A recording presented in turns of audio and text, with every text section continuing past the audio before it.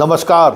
शिक्षा समाचार में आप सबों का स्वागत है। और आज हम शिक्षा समाचार में बात शिक्षा विभाग के पूर्व एसीएस एस सिद्धार्थ की करने जा रहे हैं। मन की बात से अभी भी वो अपने आप को अलग नहीं कर पाए। चलिए, अच्छा है, मन की बात में आज उन्होंने उस सत्य से फिर से मुख मोड़ लिया है जो हम रोज़ाना उनको दस्तक देते रहते थे कि सिद्धार्थ जी आप गलत कर रहे हैं, सिद्धार्थ जी आप गलत कर रहे हैं। आज भी उन्होंने कह सकते हैं कि उन बातों को नज़रअंदाज करते दिखे जिन सवालों को लेकर लगातार कहीं न कहीं शिक्षा विभाग भी और शिक्षक भी दो चार हो रहे थे। कई शिक्षकों से जुड़े हुए पोर्टल पे, मतलब सोशल पेज पे एसीएस का वो लगभग 3 मिनट का संदेश हर किसी ने लगाया है। लगभग 1000 से अधिक शिक्षकों की प्रतिक्रिया भी आई है। आप देख लीजिए, हमारे बगल में वो प्रतिक्रिया चल रही है। अधिकांश शिक्षकों ने उनसे वो सवाल किया है। भले शिक्षक, जिन लोगों ने कुछ बड़ी तारीफ की है तो उनको तो शिक्षक समझ ही गए होंगे कि वो कौन लोग हैं। जो अपने घर में पोस्टिंग करा लिया, मतलब रैंडमाइजेशन हुआ और घर में पोस्टिंग हो गया। सबसे बड़ा मतलब समझ जाइए कि वही भाग्यवान रहा होगा। जो कुछ नेता लोग थे वो तो अपने घर में करा लिए। तो जो 1.5 लाख शिक्षकों का तबादले की बात आज उन्होंने कही है, क्या वाकई में 1.5 लाख शिक्षकों का तबादला हुआ क्या? आज भी तो शिक्षक उसी तरीके से रो रहे हैं। और जिनको तबादला होना था, जिनका तबादला होना था, क्या उनका उन्होंने तबादला क्या किया? हम बार बार जो कह रहे थे कि शिक्षा माफिया, सॉल्वर गैंग और जो अधिकारियों का जो कॉकस है, जिनके बाल बच्चा टीचर बने हैं, जिसको मेरिट के आधार पर जो जिला नहीं मिला दूसरे ज़िले में भेज दिया गया, उन सारे लोगों को हुआ। और वो सारे लोग घर पहुंच गए। और जो अब मेरिट के आधार पर जिसका चयन हुआ, जिसको उस वजह से चॉइस 3 जिलों में जिसकी पोस्टिंग हुई, वो तो आज गांव के किसी थपेरे पर इस कड़ाके के ठंड में मफलर बांध कर किसी तरीके से जा रहा है और आ रहा है। उसके टॉपर होने की सज़ा वो भुगत रहा है। सिद्धार्थ जी, जो टॉपर था, आज वो सज़ा आपके इस नीति के कारण भुगत रहा है। आज जो फेलियर था, जो जिसका अंक सबसे नीचे था, आज वो मस्ती कर रहा है घर के पास आकर। तो आपके नीति का यही प्रतिफल सामने आया। इसलिए जितनी प्रतिक्रियाएं जो बगल में, हमारे बगल में चल रहा है, उसमें सब आपसे यही सवाल कर रहा है कि जिनको तबादला की ज़रूरत था, विशिष्ट शिक्षक 15 साल से घर से बाहर थे, जो कैंसर से पीड़ित था, जो वाकई में जिनको हार्ट का प्रॉब्लम था, किसके साथ आपने जस्टिस किया ये बताइए ना। और जाते जाते आपने तो हदें पार कर दी। अंडर टेबल पटना कह रहे थे कि पटना लॉक है। उन हजारों शिक्षकों को पटना किस आधार पर पोस्टिंग करके चले गए? है कि आपके पास जवाब? आप जो कुछ करके गए हैं, तमाम शिक्षक की प्रतिक्रिया में बहुत सारे शिक्षकों ने कहा कि आपने स्कूल खाली कर दिया। उस गरीब बच्चा का आह आपको लगेगा, उस अभिभावक का भी आह लगेगा जिसको उम्मीद जगी थी कि अब मेरा बेटा पढ़कर कुछ बनेगा। तमाम ग्रामीण स्कूल के जहां बच्चे पढ़ने के लिए आना शुरू कर दिए थे, सारे स्कूल से शिक्षक चले गए।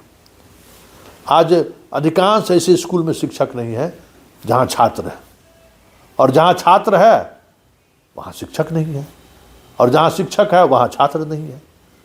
आपने कोई बहुत भाषण देते थे कि बहुत परमेंटेशन और कम्बिनेशन करना पड़ता है, बहुत तरह का जोड़ घटाव करना पड़ता है। इसी जोड़ घटाव का नतीजा हुआ ना कि एक स्कूल में 30 शिक्षक हैं, एक सब्जेक्ट के 3 शिक्षक हैं, और विद्यार्थी 50 है, कमरा 10 है। उसी का प्रतिफल है ना। आपके उसी नीति के कारण ये समस्याएं हुई हैं, और आपके उसी ट्रांसफ़र पॉलिसी के कारण पूरा विभाग में अभी भी अराजकता फैला हुआ है। किसी भी ज़िले में कोई डीएम छूने को तैयार नहीं है। जिस तरीके से आपने तबादला कर दिया है, आपने तो सीधे जो अधिकार प्रखंड शिक्षा पदाधिकारी, जिला शिक्षा पदाधिकारी को नियम के अनुसार दी गई थी, आप उसको भी बाईपास कर दिए। आप पटने से पोस्टिंग कर दिए। आपने देखा नहीं कि वो स्कूल एग्जिस्ट कर रहा है कि नहीं कर रहा है। एक कमरा का स्कूल है, वहाँ आप 10 टीचर दे दिए।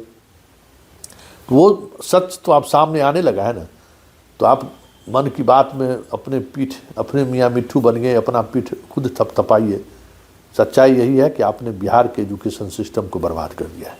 सच्चाई यही है कि आपने बिहार के उस लाखों बच्चों के अरमानों पर पानी फेरा है जिन्हें एक उम्मीद की किरण जगी थी कि चलिए शिक्षक हमारे यहाँ आने लगे, नए शिक्षक आए हैं। जो दशकों से जो शिक्षक कभी स्कूल का मुंह नहीं देखा, उस सारे शिक्षकों को स्कूल जाने पर मजबूर किया के पाठक ने। ऐसे तमाम शिक्षकों को आपने फिर से वही आज़ादी दे दी।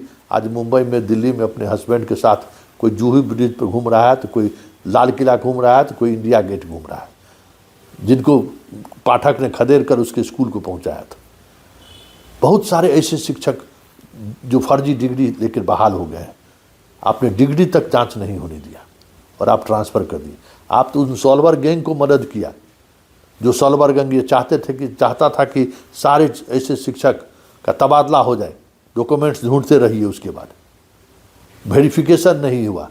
और आपने तो हद कर दी तब जब इन लोगों का प्रोबेशन पीरियड था ना, प्रोबेशन पीरियड में आपने तबादला कर दिया। हाँ ठीक है, इस तबादले से कुछ शिक्षक शिक्षिका खुश भी हैं, लेकिन इस तबादला ने बिहार की पूरी शिक्षा जगत को कहे कि वहाँ पहुँचा दिया है, पटरी से इतनी दूर पहुँचा दिया है जहाँ फिर से वापस लाने में न जाने कितना वक्त लगेगा, कितना साल लगेगा। बिहार के अभिभावक, बिहार के बच्चे आपके ऋणी हैं। आपने जो किया है ना, उस ऋण को पता नहीं कितने दशक बाद कोई और आकर उतारेगा, ये कहना मुश्किल है।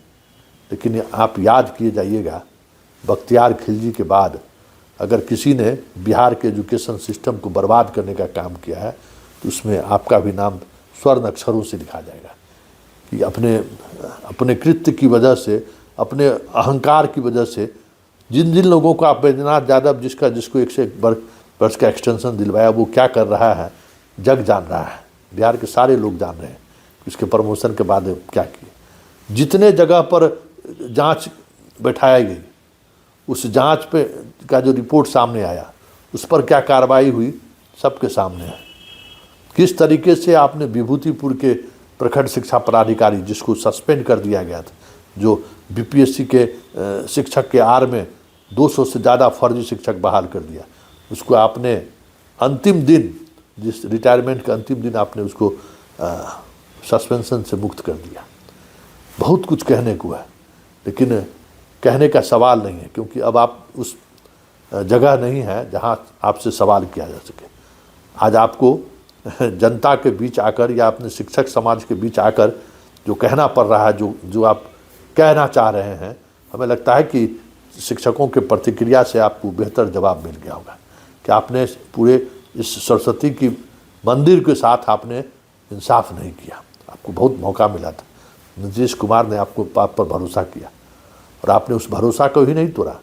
आपने इस बिहार के शिक्षा विभाग को वहाँ पहुँचा दिया है जहाँ से अब पटरी पर लाने में पसीना, बी राजेंद्र जैसे प्रधान सचिव को पसीना छूट रहा है, और बाकी तो कह दीजिए 3 IAS अधिकारियों की पोस्टिंग हो गई है इस विभाग में, फिर भी चीज़ें पटरी पर आते हुए दिख नहीं रहा है।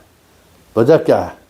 बस शिक्षकों को, ऐसे शिक्षक जो न स्कूल का भला सोच रहा है, न बच्चों का भला सोच रहा है, सिर्फ अपनी बात सोच रहा है, उसको आपने तवज्जो ही नहीं दिया। आपने वो काम किया जो एक कभी माफ़ी योग्य नहीं है। चलिए, कुछ खास पत्रकार मित्रों के लिए आपने बहुत कुछ किया है, उसके चाहने वाले को बहुत कुछ आप लोगों ने लाभ भी दिया, आज वक्त उसके लिए नहीं है। चलिए, बिहार की जनता की तरफ से और टाइम्स ऑफ स्वराज की तरफ से आपको एक बार फिर से हम लोग भी आपको नव वर्ष की ढेर सारी शुभकामनाएं और बधाई देते हैं। चलते चलते सिद्धार्थ जी ने आज मन की बात में या राष्ट्र के नाम या बिहार के नाम संदेश में क्या कहा है, जरा आप भी सुन लीजिए। नमस्कार। आज साल का अंतिम दिन है, 31 दिसंबर 2025। सबसे पहले मैं सभी को बधाई और अपनी शुभकामनाएं देता हूं और आशा करता हूं कि अगला साल खुशियों से और उल्लास से आपका भरा रहे। यह साल मेरे लिए बहुत महत्वपूर्ण रहा, अनेक पदों पे रहा और अंत में मैंने अपनी सरकार की 35 साल की नौकरी मैंने पूरी की। बड़े महत्वपूर्ण विभाग में भी इस साल मैं पदस्थापित रहा। मैं अपर मुख्य सचिव शिक्षा विभाग रहा, जहां मुझे शिक्षक और बच्चों के करीब आने का बहुत मौका मिला। मैंने उनकी समस्याओं को समझा और करीब से उन्हें जानने का मुझे मौका मिला। इसी साल मैंने करीब 1.5 लाख टीचरों का स्थानांतरण किया, जिसके कारण बहुत सारे टीचर्स अपने परिवारों के साथ रहने का मौका मिला। अनेक परिवर्तन हुए और अनेक योजनाओं पर काम हुआ, और भविष्य में इन योजनाओं का और इन परिवर्तनों का मेरी उम्मीद है कि असर दिखने लगेगा। टीचरों का बहुत सम्मान मिला, शिक्षकों का बहुत सम्मान मिला। मैं आज भी जहाँ पर भी जाता हूँ, बच्चों और शिक्षकों से प्रेम के साथ और आदर के साथ मैं उनसे पेश करता हूँ, और साथ ही साथ उनके साथ मुझे मिलने का मौका मिलता है। विकास आयुक्त का पद पर कुछ ही महीनों का मेरा कार्यकाल रहा, और इस कार्यकाल के दौरान मैंने इस राज्य के सभी विकास कार्यों विभागों का मैंने समीक्षा की, और साथ ही साथ जितने भी कॉरपोरेशन और बोर्ड जिसके मैं चेयरमैन था, मैंने सभी की बैठकें की। बहुत अच्छा अनुभव रहा और काफ़ी सीखने को मुझे मिला।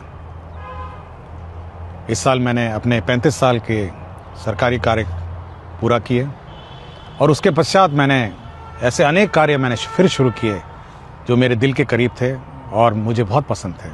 मैंने पेंटिंग शुरू की, मैंने इलेक्ट्रॉनिक्स शुरू की, विभिन्न जगहों में घूमने का मैंने जो शौक़ था मुझे, उसे मैंने शुरू किया।